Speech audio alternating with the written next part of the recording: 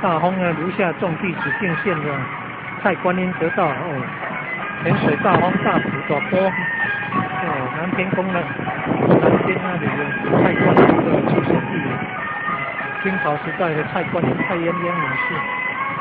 哦，修行成观音佛祖，叫做蔡观音佛祖哦，已经证道100多年了。今天的大红南天宫，元宏圣地关圣帝君还有蔡观音佛祖，这位尊神出行绕境，第一天来到莲水